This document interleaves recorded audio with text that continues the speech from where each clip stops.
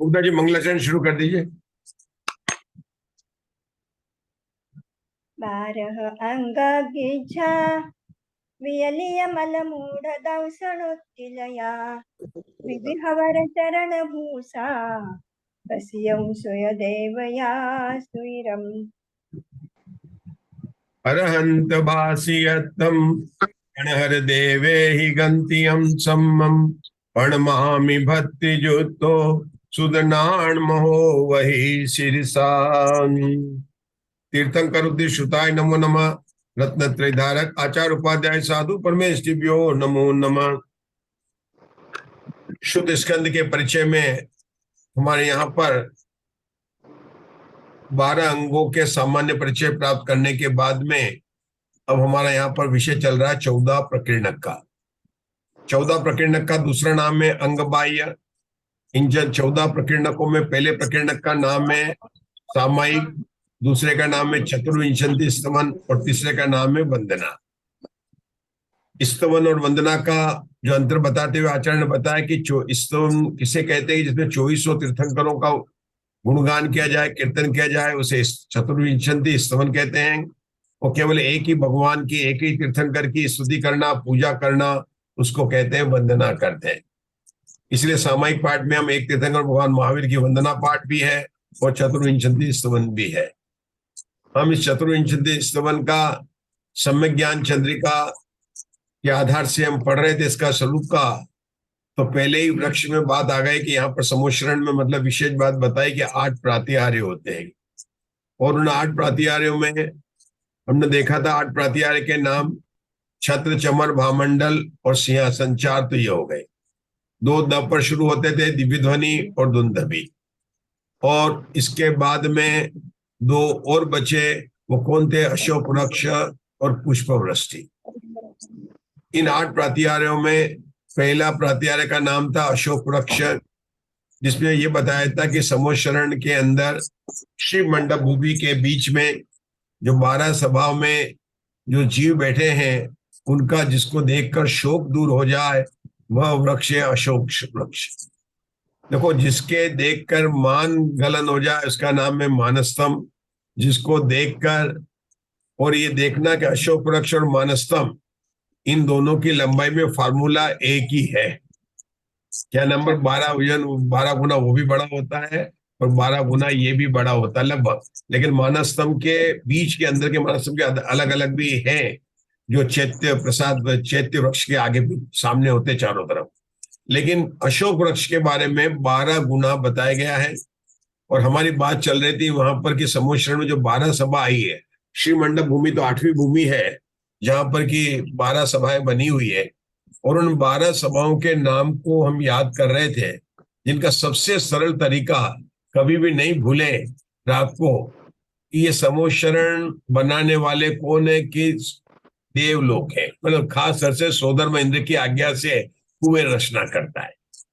और इतना बड़ा फंक्शन हो रहा है तो 4 प्रकार के देवता हैं, तो अपनी बीबियों की तो बराबर ध्यान रखेंगे। तो समोशरण में 4 कोठे तो उनके और 4 उनकी बीबियों के, मतलब देवांगनाओं के। तो उन्होंने 8 कोठे तो उन्होंने रिजर्व कर लिए। कुल 12 कोठे जगह बनी थी, लेकिन नहीं तो नाराज हो जाएगी, सचिन नाराज हो जाएगी, भवनवासी की नाराज हो जाएगी, अरे हमारे लिए नहीं रखा। क्या फायदा आपका इतना करने से, जब आप वहां पर थे कम से कम हमको कमरे अलग से मिलना चाहिए था। तो सुदर्शन का जरूर मिलेगा, जरूर मिलेगा। सभी देवांगनाओं को नाराज नहीं किया गया और उनके 4 कमरे बराबर दे दिए गए। और 4 इंद्रों ने वहां पर साथ में बैठ नहीं सकते समोशरण के अंदर, ऐसे भले कुएं साथ में। तो 4 और 4 12 में से 8, 4 प्रकार के निकाय हैं और 4 प्रकार के देवांगनाओं। कितने हो गए? 8। अब समोशरण में हमने सुना है कि शेर वेर भी आते हैं, डर तो नहीं लगता, लेकिन फिर भी उषा दोषी ने कहा दूर ही रहना चाहिए। तो उन्होंने कहा बिल्कुल ठीक, उसके लिए अलग कमरा बना दिया। हमने सुना है कि कोई शेर खाता नहीं है, गाय नहीं, लेकिन तिर्यंचों का एक अलग कमरा बना दिया। कितने हो गए? 9 हो गए। अब गणधर भगवान के लिए तो होगा नहीं, तो समोशरण की दिव्यधनी नहीं गिरेगी। तो सबसे पहले ही कोटा उनका होता गणधर भगवान का ये हो गया, तो 9 के होते 10 हो गया। 10 हो गया। अब समोशरण में भाई और बहनों को भी अलग बैठना पड़ेगा। तो बहनों के साथ में आरिका माताओं का और भाइयों के साथ में अलग से कोटा होता है। इस प्रकार समोशरण में 12 सभाएं होती है। क्या बताया मैंने? 12 सभाएं होती है। 4 प्रकार के देव, भवनवासी, व्यंतर, ज्योतिषी और वैमानिक, इनके चारों की देवांगनाएं, उनके हो गए 8, एक तिर्यंचों का 9, गंधर्व भगवान का 10 और एक श्रावक और श्राविकाओं के कोठर में आर्य का मत है भी। ये मतलब ये हो गए 12 सभाएं। तो जब हमने पढ़ रहे थे ना 12 सभाओं के बाद, ये 12 सभाएं। अब एक शब्द और रह गया यहाँ पर, श्री मंडप भूमि। तो आप बता दें, श्री मंडप भूमि इसको कहते हैं 8 भूमि होती है। तो 8 भूमि के नाम क्या है, किसी को पता है? थोड़े बहुत पता है। हाँ, पहले देखो भूमि, ऐसे ऐसे नहीं बोलेंगे, आपने थोड़ा सा आप हाथ उठाइए, सबको बोलने का मौका भी दिए जाएंगे। जैसे हमारे जय श्री आप देखिए, आप देखिए हाथ उठा रहे हैं बराबर। हाँ, और कोई बोलना चाहे तो पहले हाथ उठाइए। हाँ, जिसको बोलिए आप, जय श्री राम बोलो, बोलिए आप बोलिए, आपने हाथ उठा रखा। जय श्री। चैत्य भूमि, खातिका भूमि, लता भूमि, उपवन भूमि, 5वीं ध्वज भूमि, 6ठी कल्प वृक्ष भूमि और 7वीं भवन भूमि और 8वीं श्री मंडप भूमि। हाँ, और कोई बताना चाहेगा?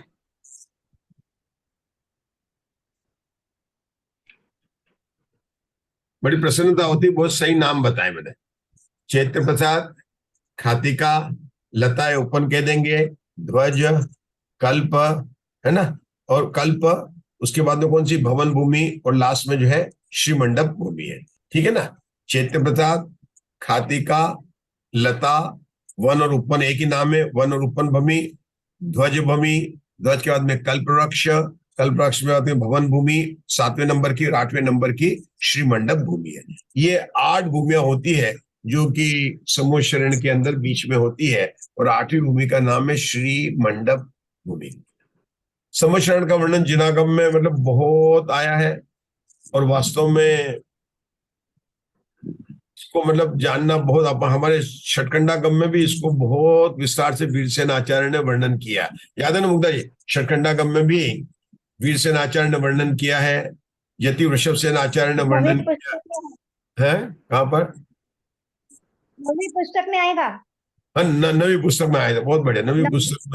नवी पुस्तक में वहां पर तो था कि वो अर्थकर्ता और ग्रंथकर्ता की सिद्धि में आया था। अर्थकर्ता की सिद्धि में वो बता रहे थे द्रव्य क्षेत्र काल भाव से जो करते हैं प्ररूपणा, वहां पर आया था। तो क्षेत्र से जिन भाव की प्ररूपणा करने के लिए, मतलब जिन भाव की प्ररूपणा करने के लिए कि तीर्थंकर भगवान है, वहां पर समूह शरण का वर्णन आया था।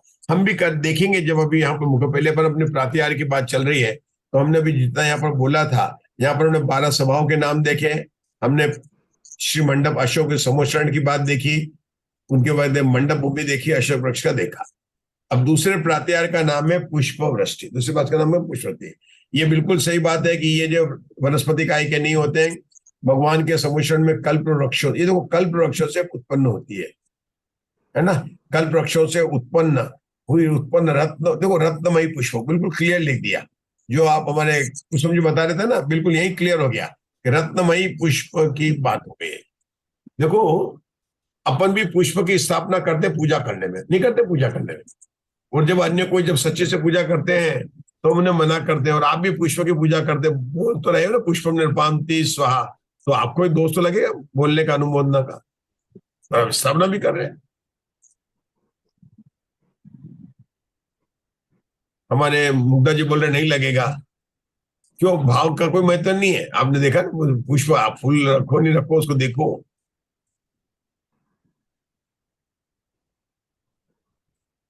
वो पुष्प अलग है, ये पुष्प अलग है। पुष्प सचित है, ये तो द्रव्य है।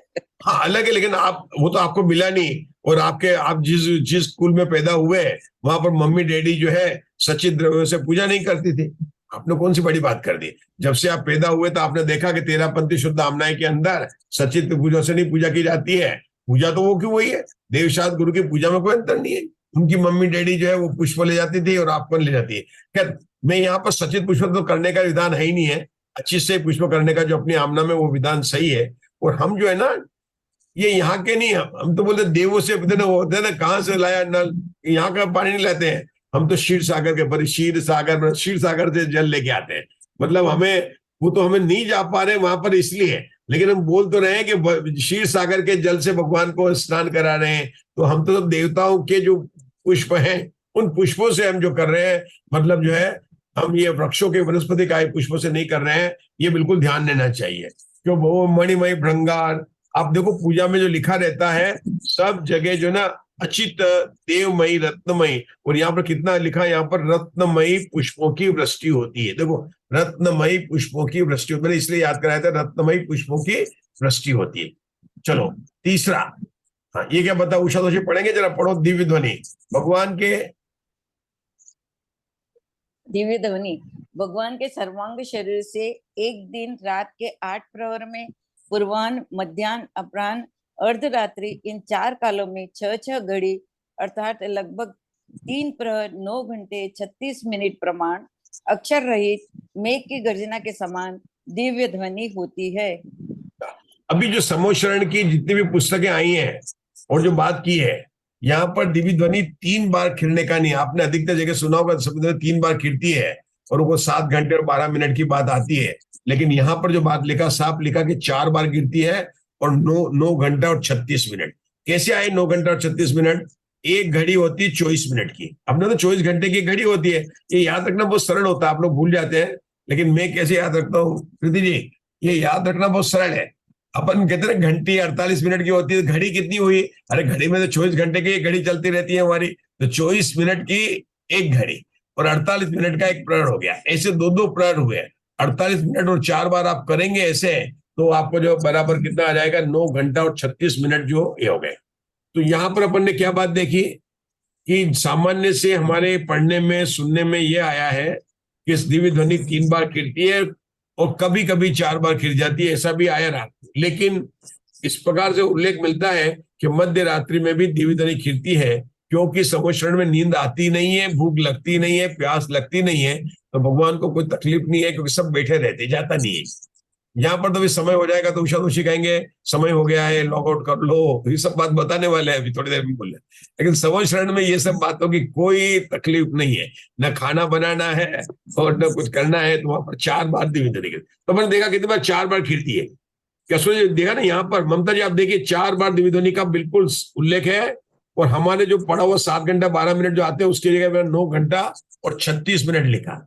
इसके अलावा एक बात और बोलिए, और क्या देखो ना, 9 घंटा 36 मिनट प्रमाण कब कब गिरती है? पूर्वाह्न, मध्य में जल्दी, सुबह जल्दी उठकर, मध्याह्न में, दिन में, अपराह्न में, अर्धरात्रि में, इन 4 कालों में, 4 काल में 6 घड़ी, एक घड़ी कितना होता है? 24 मिनट का होता है। तो 6 × 24 का गुणा करके फिर 6 से गुणा कर दीजिए, आपको मिल जाएगा, 4 से गुणा कर दीजिए तो ये आ जाएगा 9 घंटे 36 मिनट। अक्षर, ये दूसरी बात की दिव्य ध्वनि कैसी होती है? अक्षर रहित होती है। कैसी होती है? मेघ समान की गर्जना के समान होती है, गर्जना के समान, ठीक है ना? तो इसके अंदर कितनी बताई है ये बताइए।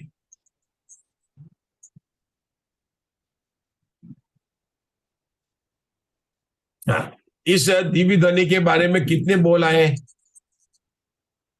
अभी पढ़ा अपन ने, उससे तो आपने पढ़ा, 4 बोल आए। कितने बोल आए? 4 बोल। फिर से देखना, वो 4 बोल आपको पढ़ के इसको देख के बताना कौन कौन से 4 बोल है। दिव्य ध्वनि के 4 बोल। पहला बोल क्या है उषा दोषी? सर्वांग शरीर से। क्या? सर्वांग शरीर से, शरीर भगवान का शरीर मतलब सभी आत्म प्रदेशों से, इसलिए का सर्वांग शरीर से। मतलब हमको ये तो कहा जाता है क्या, भगवान के मुख कमल से दिव्य ध्वनि खिली है ना, जीर्ण वयणम है ना, ओसई मीणम, मतलब बात तो कहा जाता है, लेकिन गुरुदेव श्री ने कहा ये तो जगत समझता है कि बोलना मुंह से होता है, इसलिए इसके ऊपर गुरुदेव श्री ने कहा ये तो सिर्फ जगत समझता है ना कि बोला कहां से जाता है, कि मुख से बोला जाता है, इसलिए बोला गया। लेकिन दिव्य ध्वनि कहां से गिरती है? सर्वांग प्रदेश से। कहां से करते हैं? सर्वांग प्रदेश से, मतलब भगवान की दिव्य ध्वनि सब प्रदेशों से गिरती है। सर्व चक्षु कहा गया उसको, सारे प्रदेश उनके चक्षु है। बराबर, एक बात हो गया। दूसरा बोल क्या है? काल के बारे में कितनी बार गिरती है, कितने समय तक गिरती है? 2 घंटे 36 बार मिनट के लिए गिरती है, 1 बार 4 बार गिरती है। तो दूसरा बोल हो गया 4 का। तीसरा बोल क्या था? बोलो। अक्षर रहित है। अक्षर रहित, बहुत बढ़िया। ये चौथा बोल क्या? मेघ के समान गर्जना कर।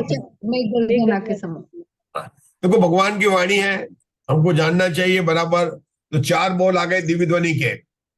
दिव्य ध्वनि के 4 बोल प्रवीणा जी बोलेंगे। दिव्य ध्वनि के 4 बोल कौन कौन सा है? पहला, सर्व आत्म प्रदेशों से कीर्ति है, पहला बोल नंबर 1। दूसरा 4 बार कीर्ति है, अच्छा घड़ी तो 9 घंटा 36 मिनट हो गया। तीसरा बोल अक्षर रहित है। तीसरा मेघ के समान गर्जना करती हुई है। ये 4 बोल यहाँ पर दिव्य ध्वनि के आए, ठीक है ना। दिव्य ध्वनि कैसी है तो उसके बाद 4 बोल बोले। एक बार कौन रिपीट कर लेगा? ममता दोषी 4 बोल रिपीट कर दीजिए दिव्य ध्वनि के। दिव्य ध्वनि भगवान के सर्वांग सर्व आत्म प्रदेश में से गिरती है। दूसरा 4 बार दिन में 4 बार गिरती है, उसमें पूर्वान्न, मध्याह्न, अपराह्न और रात्रि तक। और 9 घंटे और 36। तीसरा है अक्षर रहित है और चौथा है मेघ गर्जना के समान दिव्य ध्वनि। हाँ, अब 4 बोल के बाद में इनके आगे के जो पढ़ेंगे उसमें कुछ विशेषता बताएंगे कि भगवान बोलते हैं उनके होठ वगैरह नहीं हिलते, ऐसा लगता ही नहीं है कि होठ हिल रहे हैं। तो अभी आप देखो उसको पढ़ो। उषा दोषी, भाव यह है कि पढ़ लो इस पूरा। भाव यह है कि केवली भगवान के ओठ, तालु आदि हिले बिना सर्व शरीर से वाणी खिंचती है। वह मेघ की गर्जना के समान निरक्षरी, अनुभवी, गंभीर है। एक दिन रात में 4 बार 6 घड़ी प्रमाण तो स्वमेय होती है। यदि कभी इंद्र, चक्रवर्ती, गंधर्व देव, सभा नायक आदि कोई अन्य महापुरुष प्रश्न करते हैं तो उनका निमित्त पाकर अन्य कालों में भी भगवान की वाणी होती है। ऐसा कथन गोमटसार जीवकांड के ज्ञान मार्गणा नामक 12वें अधिकार की टीका में किया गया है। ये सभी लोग इस 1, 2, 3, 4, 5 लाइन को पढ़ लें और इसमें कौन सी 3 बातें बताई गई मैं पूछने वाला हूं। ममता दोषी आप फिर से पढ़ सकते हैं। भाव यह है कि केवली भगवान के ओठ, तालु आदि के हिले बिना सर्व शरीर से वाणी कीर्ति है। दूसरा, मेघ गर्जना के समान निरीक्षण कीर्ति है। तीसरा, दिन में 4 बार। ये पॉइंट कुछ रिपीट भी हो गए और कुछ नए भी आ रहे हैं। यदि कभी इंद्र, चक्रवर्ती, गंधर्व, सभी नायक आदि मान्य महापुरुष आते हैं, है ना, तो वो जाति निमित्त पाकर गिर जाती है। ये बात बताइए। तो देखा जाए तो 2 पॉइंट नए आ गए। एक बात है भगवान की दिव्य ध्वनि कैसे कीर्ति और तालु के हिलाए बिना कीर्ति है, और दूसरा बाकी पॉइंट तो आ गए थे। दूसरा कहेंगे कोई स्पेशल गेस्ट आ जाए, इंद्र, चक्रवर्ती, गंधर्व, सभी नायक आदि आ जाए तो भी कीर्ति है। तो 4 पॉइंट तो पहले देखे थे और 2 पॉइंट अब इस पैराग्राफ में बताए। 4 और 2 कितने हो गए? 6 पॉइंट, है ना। अब 6 पॉइंट बताएंगे अशोका जी। पंडित जी एक सवाल है। आप बोलो। ये अर्धरात्रि में ये जो खिरनी बताया है तो कौन जीव सुनते हैं वहाँ पर? अर्धरात्रि के समय कौन रहता है? इसमें नींद आती नहीं है, रात होती नहीं है। वही तो बताया था आपको। समोशरण आप भले 2.5 दिन में गए तो वहां पर आपको खाने की चिंता ये सब हो गई थी, वापस लौटने की। हाँ, अर्धरात्रि नाम क्यों दिया? अरे वहां इतना प्रकाश होता कि रात लगेगी नहीं, हो तो कहने के लिए अर्धरात्रि लगा रहे। जैसे एक क्रिकेट का मैच रात में करते थे, स्टेडियम में कितनी बड़ी लाइट कर देते हैं, वो माया कल्प वृक्ष है, वहां पर इतनी लाइट है कि आपको पता ही नहीं चलेगा। वास्तव में देखा जाए आपको सूर्य दिखाई नहीं देगा, इतनी जबरदस्त लाइट है वहां। तो सब आर्टिफिशियल लाइट है और नींद आती नहीं है। नींद आती नहीं है, किसी को बाधा नहीं होती है, कुछ नहीं, पसीना नहीं आता है, एसी की जरूरत नहीं पड़ती है, कूलर की जरूरत नहीं पड़ती है। अगर मान लो अगर आती तो प्रवीणा जी 2.5 द्वीप के अंदर इतने लोगों में आपको तकलीफ हो गई। अगर वहां पर किसी को अगर रेस्ट रूम जाना होता तो कितने लोगों कितने रेस्ट रूम बनाने पड़ते हैं, तो कितने पानी का इंतजाम सुधरमुक्त। अगर वहां पर अगर इतने लोग बैठे रहे हैं तो कम से कम शारीरिक तो किसी को। अच्छा, जितना खाएंगे उतनी बार आपको जाना भी पड़ेगा, तो भूख भी नहीं लगती है। भूख भी नहीं लगती है, नींद आती, नींद सोनेंगे तो वहां पर बेडरूम, रेस्ट रूम बनाने पड़ेंगे। आप देखो, अच्छा जमीन के ऊपर बनाया तो पार्किंग की प्रॉब्लम नहीं है। आपके 2.5 दिन में पार्किंग की प्रॉब्लम हो रही थी, कहां से आए उधर जाओ, लाइन लग रही थी। इन्होंने तो ऊपर ही बना दिया, आकाश के 5 ऊपर। कोई नीचे कोई डिस्टेंस नहीं है। नीचे अगर एरोप्लेन जा रहे हैं, अंबानी जी का एयरप्लेन जा रहा है, बिरला जी जा रहे हैं, कोई प्रॉब्लम नहीं। तो बहुत ऊंचा ऊपर है, तो ये कोई डिस्टर्बेंस नहीं है। कोई बड़ा आदमी चला जाए नीचे, अगर कहीं किसी जगह पर आग लग गई, ट्रिपल टावर किसी ने गिरा दिया, नक्सल, कोई 5000 ऊपर धनुष है, कोई प्रकार की बाधा नहीं, ट्रैफिक की बाधा नहीं, खाने की बाधा नहीं, सोने की बाधा नहीं, कोई चिल्लाएगा नहीं। सब मैत्री भाव है। सब ये सब अतिशय जो है ना, ये सब अतिशय जो है ना, स्वधर्म इंद्र की समूह शरण बनाने की कैसे मतलब जो है आयोजन किया जाता है, पंच कल्याण का महोत्सव कैसे किया जाता है, वो सोधर्म इंद्र जैसा कोई बन नहीं सकता। मतलब कहते हैं सोधर्म ने कितना सोचा होगा कि कैसे बनाए। अब इतने भीड़, अच्छा भीड़ तो आई, अब भीड़ तो आई कि मना नहीं कर सकता था वो। और अंदर जो है 12 सभा में तो एक ही उसकी एक मतलब अंदर की एक ही पड़ी हुई उसकी, मतलब अगर आप पूरी बनो तो मतलब 12 योजन की मतलब जो है एक योजन का है, पूरा एक योजन का, तो उसका अलग अलग भाग किया तो इतने लोगों को वहां कितने बिठाए, क्लासरूम कितने हो जाएंगे, कितने हो जाएंगे। और सब तरह के रुचि तो नहीं होते हैं, तो सोदा अच्छा टिकट तो भीड़ को कंट्रोल करना था, एक काम कर सकता, टिकट लगा देता वो। और एक देखा जहां फ्री बंद हुआ, अच्छा 10 रुपए का टिकट भी लगा लेता, तो अपने आप लोग यार कल तो अपन सुन के आए, अब आज क्या जाना, 10 रुपए का टिकट क्यों खरीदेंगे। मतलब अगर टिकट लगा देता तो प्रवीणा जी क्या सोचेंगे लोग, अरे कल तो अपने सुना वो वही थे, कुछ चेंज तो हो नहीं रहा, भगवान तो वही बोलेंगे, अपने तो यहाँ पर है ना, घर पर बैठ के देख लेंगे अपन तो, और घर पर पढ़ लेंगे। अब टिकट लगाने का बात उसको इसलिए कि अच्छा लगे, उसकी बात है सुधर महीने की चिल बातें दे, तो उसने एक आइडिया लगाया कि जो आने वाले सबकी रुचि अलग अलग है। किसी को साड़ी खरीदने का है, किसी को पेंटिंग देखने का है, किसी को अपना जो जिसको काम जिसको चल रहा है घर के अंदर, कोई दुकान कर रहा है, कोई मकान कर रहा है, कोई वास्तुशास्त्र कर रहा है, तो और किसी को सिनेमा देखने का शौक है। तो उसने 8 भूमि में इतनी मनोरंजन की जगह कर दी, नाट्यशाला कर दी। आपको पता 3 भूमि में, पहली भूमि में, चौथी भूमि में और छठी भूमि में नाट्यशालाएं हैं। और कितनी नाट्यशालाएं मालूम है, करीबन 36 नाट्यशाला आ जाएंगे, 36 थिएटर आ जाएंगे, और 3-3 मंजिल के थिएटर है, एक मतलब एक नाट्यशाला 3-3 तरह की है। और वहां पर आप देखो तो इतना बढ़िया है, तो लोग आएंगे तो वो हो जाएंगे। कुछ लोग होते हैं प्रीति जी जिनको ये होता है कि नेचुरल बहुत पसंद होता है, तो उन्होंने खाती का वो बना दी, स्विमिंग विमिंग करो, मतलब इतना बढ़िया पानी के, खाती का मतलब जल की बावड़ियां ही है, सुंदर सुंदर बावड़ियां हैं। किसी को माउंटेन देखने के हो गए, लेकिन कुछ लोगों ने नहीं, आपने तो भगवान का दर्शन करने, अपने को तो भगवान के दर्शन करने हैं, तो उन्होंने ऐसे ऐसे चैत्य वृक्ष बनाए, सिद्ध वृक्ष बनाए। सिद्ध की प्रतिमा भी समूह शरण में 2 प्रकार की प्रतिमा है, सिद्ध भगवान की प्रतिमा और अनंत भगवान की प्रतिमा। और सिद्ध भगवान की प्रतिमा अपने मंदिरों में कैसी होती है कि बीच में से पूरा निकाल देते हैं और ऐसी सिर्फ जो है वो बनाते हैं, वहां पर ऐसी नहीं है। जैसी अनंत भगवान की प्रतिमा वैसी सिद्ध भगवान की प्रतिमा। अंतर क्या है, अनंत भगवान की प्रतिमा के ऊपर वो छत्र चमन वो होंगे, मतलब कल होंगे, और उनके ऊपर वो नहीं होंगे, प्रात्यार वगैरह नहीं होंगे, और साथ ही अनंत भगवान की प्रतिमा की कोई चिन्ह भी नहीं होगा, वो सिद्ध प्रतिमा होगी। जिस वृक्ष के ऊपर सिद्ध वृक्ष है उसको बोलते हैं सिद्ध वृक्ष, और जहां पर अनंत भगवान की प्रतिमा है उसको बोलते हैं चैत्य वृक्ष। मतलब 2 प्रकार के वृक्ष पाए जाते हैं। वो कल्प वृक्ष तो अलग बात है, वो तो ही है कल्प वृक्ष के लिए, मतलब मंदिर दर्शनों के। हाँ, और ये जो भवन भूमि है ना, वहां पर स्तूप है, स्तूप आप देखते हैं कैसे, पिरामिड होते हैं। ये लोग इटली में टिफिल टावर देखने जाते हैं, मेरे साथ चलो समूह शरण में, भूल जाओगे इटली का टिफिल टावर। आप चलेंगे वहां पर, नो स्तूप है, नो स्तूप, और ऐसे खड़ा कर लो, और इतने पिरामिड है, इतने पिरामिड बढ़िया है, क्रिस्टल, ऐसे क्रिस्टल के आपने दुनिया में देखे नहीं होंगे कहीं, मतलब देख नहीं सकते। और एक को देखेंगे तो पूरा 3 लोग दिखेगा, एक में देखेंगे तो स्वर्ग में आपको सोधर में इंद्र का बेडरूम। यहाँ तो मुकेश अंबानी के घर की बात करते, पता नहीं क्या नाम है उसका, हमें तो नाम भी याद नहीं है, वो उसकी वहां जाते हैं। हाँ, तो जो भी हो, तो उसके अंदर उनके बेडरूम वगैरह, उनके हाल देखेंगे तो आप कितने होंगे, अरे यहाँ पर तो आपको सोधर में एक वृक्ष है जहां आपके सबके स्वर्गों के पूरे दिखाई देंगे। एक वृक्ष है जहां पर पूरा जम्बू द्वीप दिखाई देगा, एक उसमें 3 लोग दिखाई देंगे। ऐसे 9 प्रकार के स्तूप मतलब टावर, बहुत बड़ा टावर है, और वहां पर जाते हैं। और एक स्तूप ऐसा है जो केवल भव्य को दिखाई देता है और अभव्य को दिखाई देता हो जाएगा, यहाँ तो कुछ भी नहीं है, कुछ भी नहीं है, एक ऐसा भी स्तूप है वहां पर। मतलब आपको समझ क्या होता है कि उसकी 75% 85% भीड़ तो वही पहली पृथ्वी में, दूसरी पृथ्वी में, तीसरी पृथ्वी में, वो भाग्यशाली होते हैं जो अंदर जाकर भगवान के समुद्र में जाकर कोठे में बैठ जाते हैं। वो कोठे में बैठेंगे तो भी वो कम तो नहीं थे। भगवान महावीर के भी 1 लाख श्रावक और 3 लाख श्राविका थी।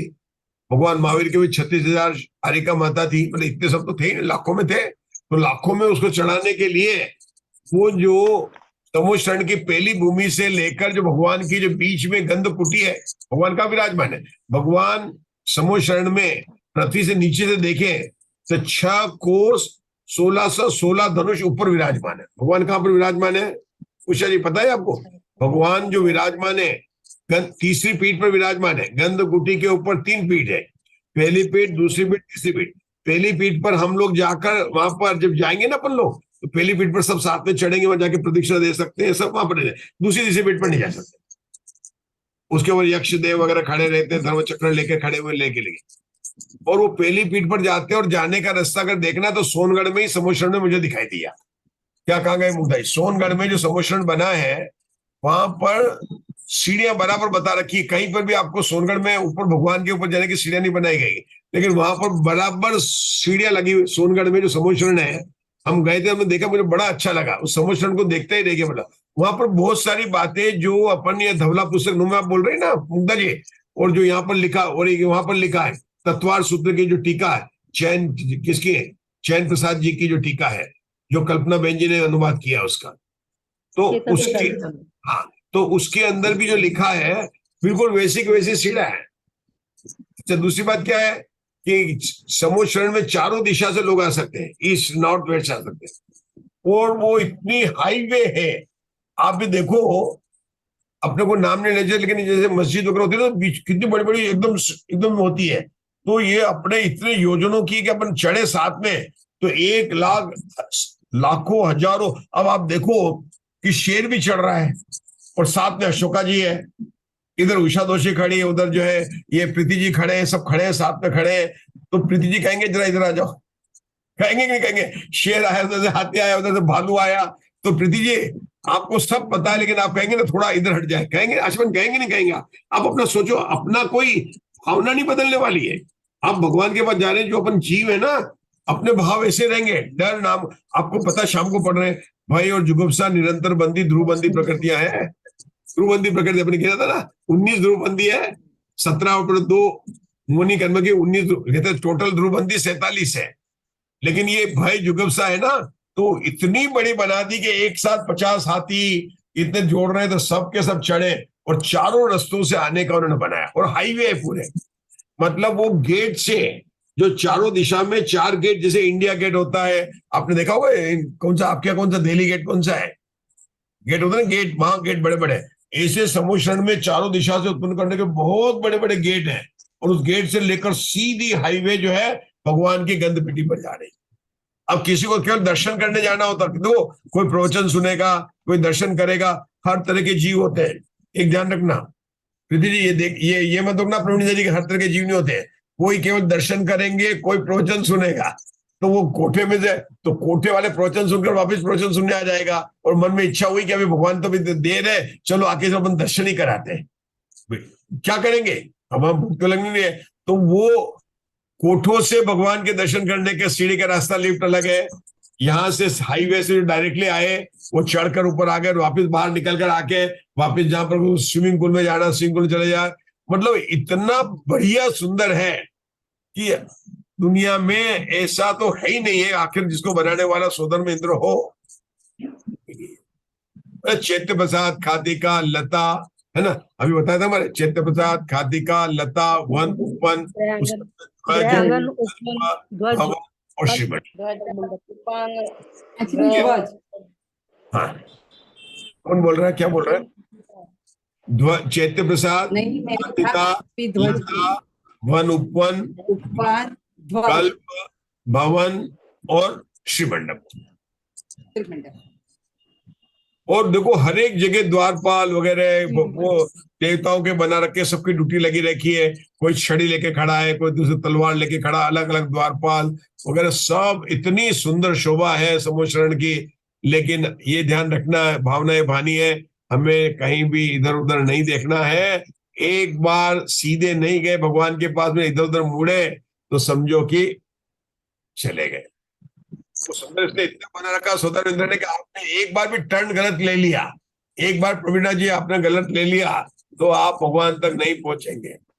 तो समोशरण में जाने की भावना तो भाना, लेकिन क्या करना कि सीधा कोठे में जाना अपने, और सुनने की भगवान के प्रवचन हॉल में जाना, सीधा प्रवचन हॉल में जाना। चिंता ही नहीं करना कि भूख लगेगी कि क्या ले लें, कुछ ले लें। क्योंकि ऐसे कल्प वृक्ष है कल्प वृक्ष के नीचे आपको सब मिलेगा, पेय पदार्थ सब मिल जाएंगे। कल्प वृक्ष के नीचे आपको क्या नहीं मिलेगा? कल्प वृक्ष 10 प्रकार के जो भोगभूमि में कल्प वृक्ष होते हैं ना, वो वहां पर रहते हैं। अब मान लो आपके किसी को खाना भूख लगी है तो कल्प वृक्ष नीचे चला जाए, वहां पर मिल जाएगा आपको। कल्प वृक्ष 10 प्रकार के होते हैं, कोई बता सकता है कौन से हैं? अरे किसी को ये आए कि समूह शरण में नई साड़ी पहननी है, कोई प्रॉब्लम नहीं है। क्रेडिट कार्ड नहीं है, कोई प्रॉब्लम नहीं है। हस्बैंड ने पैसा नहीं दिया, कोई प्रॉब्लम नहीं है। आप चले जाए कल्प वृक्ष नीचे जो, और वहां पर तो रिटर्न, यहाँ तो रिटर्न नहीं होगी, वहां पर तो आप रिटर्न भी कर देंगे, आपकी ड्रेस रिटर्न भी कर सकते हैं। लेकिन अगर इसमें सब टाइम बिता दिया, मतलब वहां पर ऐसी सुविधा है राजुल जी कि आप साड़ी पहनो, नहीं पसंद आई तो दूसरी चेंज कर लो, क्योंकि वहां पर 10 प्रकार के कल्प वृक्ष है। कौन से कल्प वृक्ष है? वस्त्रांग, वस्त्रांग है तो वस्त्रांग से आपको सारे कपड़े मिल जाएंगे। आभूषणांग से सारी ज्वेलरी मिल जाएगी। पुष्पांग या मालांग वृक्ष से आपकी सारी माला वाला मिल जाएगी। मतलब आप और मालूम है आपने मांगा और आपको पसंद नहीं आया, वापिस नया पेशन, नया डिजाइन। हम बोलो प्रीति जी, क्या है? बोलो, नाम याद आ रहे हैं? हाँ, नाम है, नाम बोलती हूँ। पानांग, तुर्यांग, भूषणांग, वस्त्रांग, भोजनांग, आलयांग, दीपांग, भाजनांग, मालांग और तेजांग। बहुत बढ़िया। अच्छा, अब बंद कर दीजिए। कितने याद हो गए? अब मैं बताता हूँ याद करने। देखो, याद करने का तरीका बताता हूँ मैं। पता प्रीति, आप देखो याद करने का तरीका। 10 वृक्ष है। कितने वृक्ष है? 10 वृक्ष है। काय के लिए? ईट, ड्रिंक एंड वियर, मतलब खाओ पियो मौज करो। कल्प वृक्ष वाले क्या करोगे? खाओ पियो, आराम से रहो और मौज करो। तो खाने के 3 वृक्ष है। खाने के कितने वृक्ष है? 3। वस्त्र पहनने के 3। मकान के इंटीरियर डेकोरेटर वगैरह सबके, लाइटिंग वाइटिंग इलेक्ट्रिशियन जितना करना उसके 3। और एक इंटरटेनमेंट का, जहां पर आपको mouth organ, video game, musician वगैरह सब मिल जाएंगे। तो ध्यान देना मुग्धा जी, भोग भूमि में या कल्प वृक्ष में 10 प्रकार के कल्प वृक्ष होते हैं। 3 प्रकार के कल्प वृक्ष से खाने का सारा अरेंजमेंट, बाई वाई कोई जरूरत नहीं, लाना वाना कुछ नहीं। 3 प्रकार के हैं। उनका नाम क्या है मालूम है आपको? खाद्यांग। खाद्यांग पहले नंबर का वृक्ष है, जिसमें से आपको दाल बाटी डोसा इडली जो चाहिए आपको हर प्रकार के मिल जाएंगे। दूसरा, खाना खाएंगे तो कुछ लोगों को आदत होगी कि भाई पानी से काम नहीं चलेगा, लॉन्ग ड्रिंक चाहिए, जूस जी चाहिए, तो 36 प्रकार के ड्रिंक मिल जाएंगे आपको। कितने प्रकार? 36 प्रकार के ड्रिंक की बात आई है। कितने प्रकार के? 36 प्रकार के पेय। और उसका नंबर है पानांग। क्या नाम है उसका? पानांग। पानांग से पेय पदार्थ मिलेगा। और एक है भाजनांग, जिससे आपको क्रॉकरी, क्रिस्टल की क्रॉकरी चाहिए, स्टेनलेस, सिल्वर जो चाहिए क्रॉकरी, तो क्रॉकरी मिल जाएगा। तो खाने के लिए आपके हाथ में प्लेट भी हो गई, खाने के लिए आपको आइटम भी मिल गए, और खाने के लिए पीने के लिए पानी भी मिल गया। तो 3 वृक्ष तो ये हो गए, जिनके नाम क्या है जो आप बोल रहे थे प्रीति जी? भानांग, खाद्यांग, पानांग। भाजनांग, भाजनांग से बर्तन मिले, खाद्यांग से रोटी पानी चावल, और पानांग से 3 मिले। हो गए बराबर। अब पहनने के लिए, पहनने के लिए क्या हो गया? वस्त्रांग। जो वस्त्र लेंगे वस्त्रांग मिल जाएगा। अब पहनने के बाद में आप लोगों को ज्वेलरी पहनने पड़ेंगे, तो उसका नाम आभूषणांग नाम का वृक्ष है। और पहनेंगे तो जवाहरलाल नेहरू भी लाल फूल लगाते थे, तो भाई बहनों को फूल चाहिए, तो वहां पर मालांग नाम का या पुष्पांग नाम का वृक्ष है, जहां पर आपको ये सब तैयार होने के 3 मिल गए। मतलब कपड़े मिल गए, ऑर्नामेंट मिल गए, मतलब घड़ी वड़ी मिल गई, सब मिल गया। और आपको 3 और 3 कितने हो गए? 6 हो गए। अब रहने के लिए चाहिए अशोका जी, बताइए अशोका जी, पार्श नगर में रहने के लिए चाहिए तो क्या होगा? एक वस्तु, उसका नाम है आलयांग। विद्यालय स्थान को, तो उस वृक्ष का नाम है आलयांग। अब लगा तो दिया, लेकिन लाइट का अरेंजमेंट चाहिएगा। और अंदर की लाइट और बाहर की लाइट अलग होती है। एक होती है येलो लाइट, एक होती है व्हाइट लाइट, 2 अलग अलग होती है लाइट के लिए। तो वहां पर ज्योतिरांग और तेजांग नाम के 2 वृक्ष है। एक अंदर की लाइट के, घर की लाइट के, और एक बाहर के लाइट के, पूरा इलेक्ट्रिशियन का काम हो गया। और जो आलयांग में फर्नीचर वगैरह, बेड वगैरह सब मिल गए, तो 3 मिल गए। तो आपको बता दिया 3 खाने के हो गए, 3 वस्त्र के हो गए, और 3 रहने के हो गए। कितने? 9 हो गए। अब जब सब कुछ मिल गया तो टीवी तो चाहिएगा ना। टीवी हुआ, माउथ ऑर्गन चाहिए, गिटार चाहिए, तो उसके लिए तुर्यांग नाम का वृक्ष जाएंगे। सारी 10 वृक्षों में सारी हो गई है। इस तरह से अगर उसके नाम को याद रखेंगे तो आपको पूर्ण तरह से इसके नाम मिल जाएंगे 10 प्रकार के कल्प वृक्ष। अभी वहां पर उन्होंने इतना एंजाम किया है कि लोग इसी में अटक जाते हैं, तो उनको ये भीड़ का कंट्रोल करने के लिए, और जिसका भव्य भाग होता है, जिसके काल लद्दी हो जाती है, वो तो वास्तव में भगवान के उपदेश देकर कोई सम्यक दर्शन प्राप्त कर लेता है, कोई वहीं पर जो है 5वां गुण स्थान में चला जाता है, अरे कोई मुनि व्रत धारण करता है, और कोई तो उसी समय शपथ श्रेणी चढ़कर सिद्धालय में जाकर अनंत काल के लिए सुखी हो जाता है।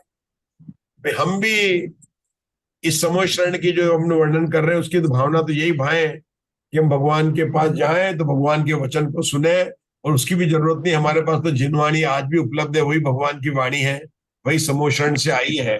हम उसको करके अपने आत्मा का कल्याण करें, इसी मंगल भावना से भी हम यहाँ पर विराम लेते हैं। अब हमारी यहाँ पर जिनवाणी स्तुति।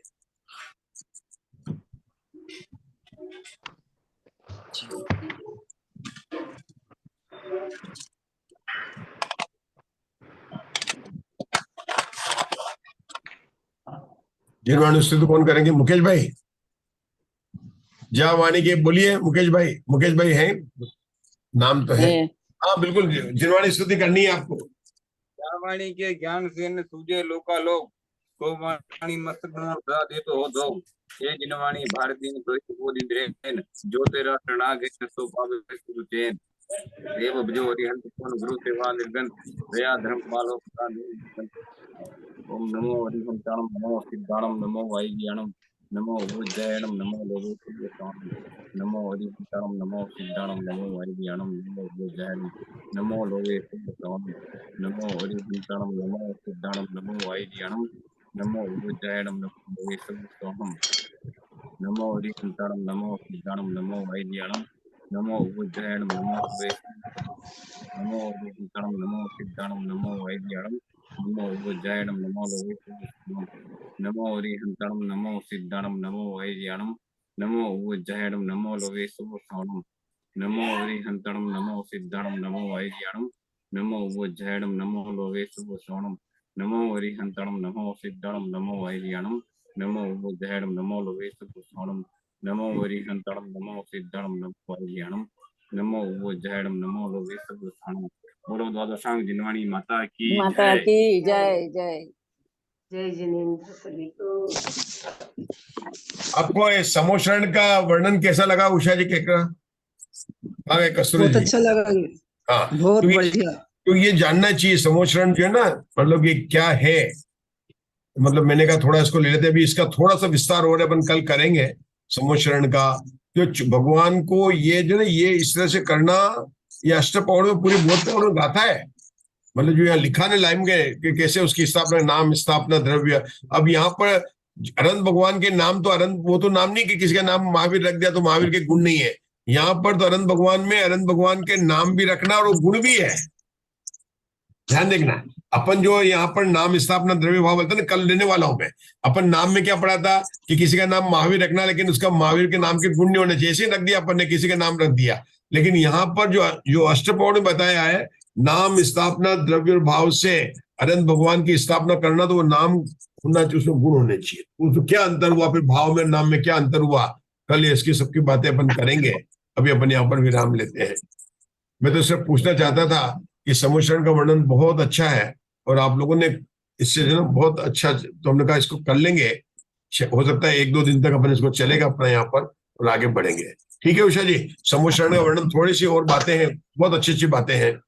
और मुझे सोनगढ़ का समूह शरण जो सबसे अच्छा लगा, वहां पर सीढ़िया वीडियो देखी मैं तो बैठ के बहुत देर तक देखता रहा, बहुत अच्छा लगा मुझे। वहां थोड़ा प्रामाणिकता से बनाया, मतलब वहां पर लगता है कि कैसे गेट है, कैसे जाते हैं, देखने वाला होना चाहिए। मंदिर समूह शरण तो सब जगह मतलब आपको बनेगा, लेकिन कुछ चीजें जिसने पढ़ी, वो पुस्तक में पढ़ी, और फिर वो देखेगा तो अंतर पता चलेगा कि, क्योंकि क्या होगा, विद्वान ने जो बनाया ना, वो विद्वान वहां पर चेकिंग करके उस तरह से बनाएगा तो बनेगा।